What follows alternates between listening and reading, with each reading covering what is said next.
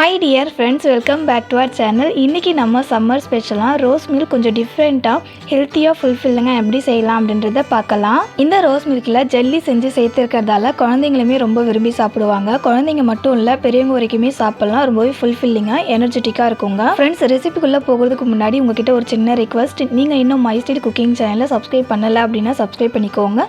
இதே போல நிறைய ரெசிபிஸ் உங்களுக்கு நோட்டிஃபிகேஷனா வரும். வாங்க ரெசிபிக்குள்ள போகலாம். ஃபர்ஸ்ட் நம்ம ஜவ்வரிசியை ஊற வச்சுக்கலாங்க. அதுக்கு நான் வந்துட்டு ஒரு 5 டேபிள் ஸ்பூனுக்கு மாவு ஜவ்வரிசி எடுத்திருக்கேன். மாவு ஜவ்வரிசி அப்படின்னா பார்க்கும்போது இந்த மாதிரி நல்லா வெள்ளையா இருக்கும். இதுதான் மாவு ஜவ்வரிசி. இந்த ஜவ்வரிசியை ஒரு பவுல்ல மாத்திட்டு கொஞ்சமா தண்ணி சேர்த்து ஒரு டைம் கழுவிட்டு இந்த தண்ணியை வடிகட்டிட்டு அடுத்தது இதில் ஒரு 300 ml அளவுக்கு தண்ணி சேர்த்து ஒரு 10 நிமிஷம் மட்டும் ஊற விட்டுடுங்க. ஜவ்வரிசியை ஒரு 10 நிமிஷம் ஊற விட்டதுக்கு அப்புறமா ஒரு ஜவ்வரிசியை எடுத்து இந்த மாதிரி நசுக்கி பாருங்க. நல்லா மாவு மாதிரி நசுங்கி வருது இல்லை? இப்போ நல்லா ஊறி இருக்கு. ஊற வச்ச இந்த ஜவ்வரிசியை வேக வச்சுக்கலாம். அதுக்கு ஸ்டவ் ஆன் பண்ணிட்டு ஒரு பேன் வச்சுட்டு ஊற வச்ச ஜவ்வரிசி அந்த பேன்ல சேர்த்துக்கோங்க. சேர்த்துட்டு ஒரு 300 ml அளவுக்கு ஜவ்வரிசியில் தண்ணி சேர்த்துக்கலாம். ஜவ்வரிசி வேகிறதுக்கு முன்னாடி அதில் இருக்கிற தண்ணி பார்த்தீங்கன்னா இந்த அளவுக்கு கொஞ்சம் கிளியராக இருக்கும். இதுவே ஜவ்வரிசி வெந்ததுக்கு அப்புறம் அந்த தண்ணி பார்த்தீங்கன்னா டிரான்ஸ்பரண்ட் ஆகி இருக்குங்க. ஜவ்வரிசி வெந்து குழஞ்சிடாம நல்லா கண்ணாடி போல குண்டு குண்டா இருக்கிறதுக்கு நான் வீடியோவில் சொல்லியிருக்க போலவே ஜவ்வரிசி வேக வச்சுக்கோங்க. ஜவ்வரிசியில் சேர்த்துக்கிட்டு அந்த தண்ணி சூடாகி இந்த மாதிரி ஒரு கொதி கொதிச்சு வரும்போது ஜவ்வரிசி நல்லா பஞ்சு போல வெந்திருக்கும். இது மாதிரி ஒரு கொதி கொதிச்சு வந்ததுக்கு அப்புறமா ஜவ்வரிசி ஒரு டைம் நல்லா கலந்து விட்டுருங்க. இந்த மாதிரி கலந்து விட்டதுக்கு அப்புறமா பார்த்தீங்கன்னா ஜவ்வரிசி செகண்ட் டைம் இந்த மாதிரி கொதிச்சு வரும். இப்போ ஜவ்வரிசியை கையில் எடுத்து நசுக்கி பார்த்தீங்கன்னா ஜவ்வரிசி மேலே மட்டும் நல்லா ஒரு லேயர் வெந்திருக்கும். உள்ளே ஒயிட்டாகவே கொஞ்சம் வேகாமல் இருக்கும். இந்த அளவுக்கு இருக்கும்போதே நம்ம ஸ்டவ் ஆஃப் பண்ணிவிட்டு இதை ஒரு 10 நிமிஷம் அப்படியே அந்த தண்ணியோட சூட்டுலேயே விட்டுடலாம். அந்த தண்ணி சூட்டுக்கே 10 நிமிஷத்தில் அந்த ஜவ்வரிசி வெந்து வந்துடும். இந்த மாதிரி நீங்கள் வேக வச்சிங்க அப்படின்னா ஜவ்வரிசி குழஞ்சு போயிடாமல் நல்லா கண்ணாடி போல் குண்டு குண்டாக இருக்கும். இந்த தண்ணியோட சூடு ஆறுற வரைக்கும் அப்படியே விட்டுடக்கூடாதுங்க. ஜஸ்ட் ஒரு 10 நிமிஷம் விட்டுருங்க. 10 நிமிஷம் ஆனதுக்கு அப்புறம் நான் காமிக்கிற பாருங்க, ஜவ்வரிசி குழஞ்சிடாம நல்லா கண்ணாடி போல குண்டு குண்டா இருக்கு. ஜவ்வரிசியை கையில் எடுத்து இந்த மாதிரி நசுக்கி பார்த்தீங்கன்னா ஜெல்லி போல இருக்குங்க. இதை பார்க்கும்போதே உங்களுக்கு தெரியும் ஜவ்வரிசி எவ்வளோ பர்ஃபெக்டாக வெந்து வந்திருக்கு அப்படின்னு. இந்த ஜவ்வரிசியில் இருக்க தண்ணி பார்த்தீங்கன்னா நல்லா கெட்டியாக இருக்கும்.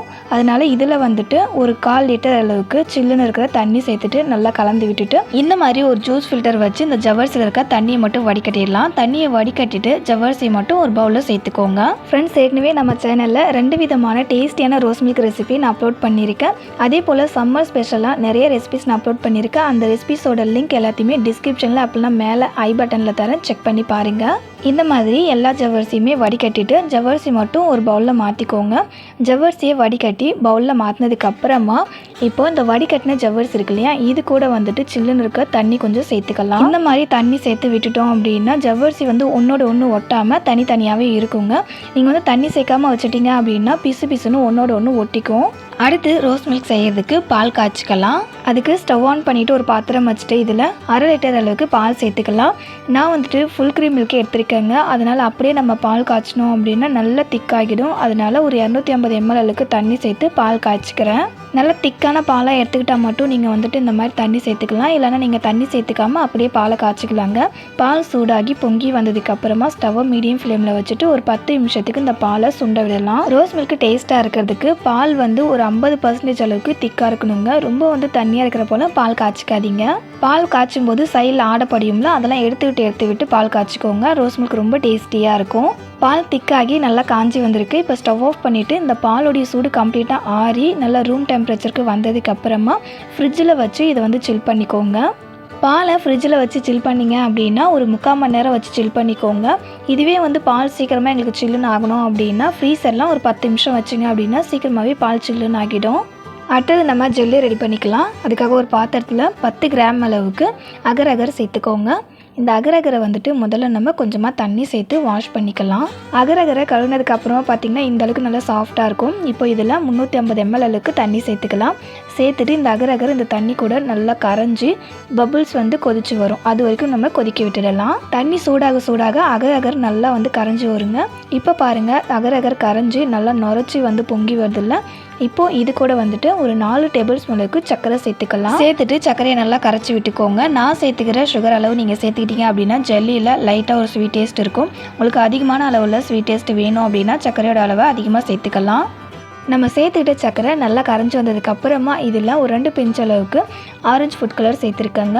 ஃபுட் கலர் ஆப்ஷனல் தான், ஃபுட் கலர் இல்லாமலும் நீங்கள் இந்த ஜெல்லி செய்யலாம். ஃபுட் கலர் சேர்த்து நல்லா கலந்து விட்டதுக்கப்புறமா ஸ்டவ் ஆஃப் பண்ணிவிட்டு இந்த தண்ணியை அப்படியே ஒரு பிளேட்டில் மாற்றிக்கோங்க. மாற்றிட்டு இது அப்படியே ஒரு 30 நிமிஷம் செட் ஆக விட்டுடலாம்.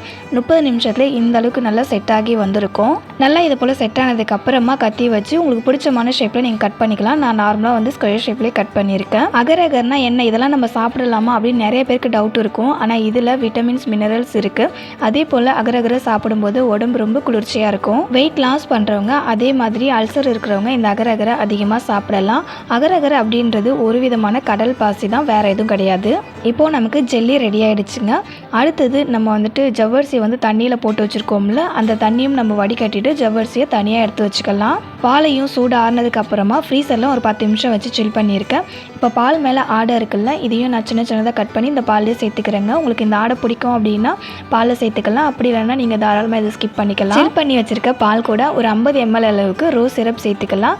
சேர்த்துட்டு வேக வச்ச ஜவ்வரிசி, நம்ம ரெடி பண்ணி வச்சுருக்க ஜல்லி, இது எல்லாத்தையும் சேர்த்துட்டு நல்லா கலந்து விட்டுக்கலாம். ரோஸ் சிரப் பாத்திரத்தில் நல்லா ஒட்டி பிடிச்சிட்ருக்கும். நம்ம நல்லா கலந்து விட்டுட்டே இருந்தோம் அப்படின்னா பால் கூட கரைஞ்சி பால் இந்த அளவுக்கு ரோஸ் கலரில் சேஞ்ச் ஆகும். அவ்வளோதாங்க, செம்ம டேஸ்டியான ஹெல்த்தி அண்ட் ஃபுல்ஃபில்லிங்கான ரோஸ் மில்க் சூப்பராக ரெடி ஆகிடுச்சு.